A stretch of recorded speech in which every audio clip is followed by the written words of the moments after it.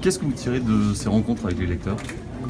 D'abord, un bonheur partagé, parce que ces lecteurs viennent attendre souvent longtemps pour avoir une dédicace et me faire passer un message.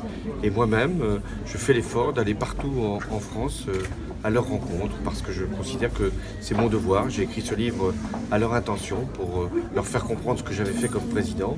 Et je pense qu'eux veulent me faire passer un témoignage. Celui d'une reconnaissance ou d'un regret, quelquefois d'un reproche. À chaque fois, j'accepte cette idée de consacrer 2 ou 3 minutes pour chaque visiteur. Je le fais partout.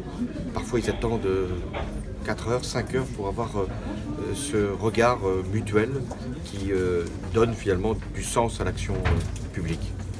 Ça m'a fait plaisir de vous voir. Je vous le regrette quand vous êtes parti. Ben oui, mais le mien aussi a été fort. Hein. Eh oui. Parfait. Écoute, super. Ceux qui se moquent de cette tournée marathon en province, on a vu certains Parisiens notamment Oui. se reprochent. Et il donne encore plus de force à la démonstration, c'est-à-dire en traitant ceux qui viendraient pour obtenir une signature comme finalement des gens qui ne seraient là que pour le commerce, pour être dans une surface, une librairie ou un espace commercial, c'est de rien comprendre à ce lien citoyen.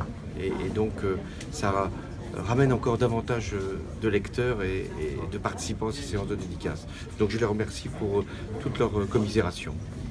Est-ce que cette liberté à travers le contact des gens, c'est quelque chose qui vous a manqué pendant 5 ans? Oui, oui. C'est très difficile comme président de pouvoir avoir une journée à passer, de rencontrer des électeurs, des citoyens.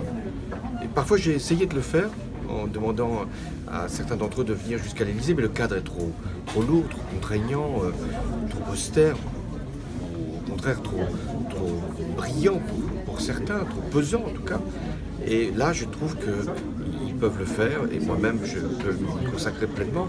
Mais ça, c'est une grande question que j'essaye de traiter dans le livre, c'est comment un président peut rester au contact de ses concitoyens.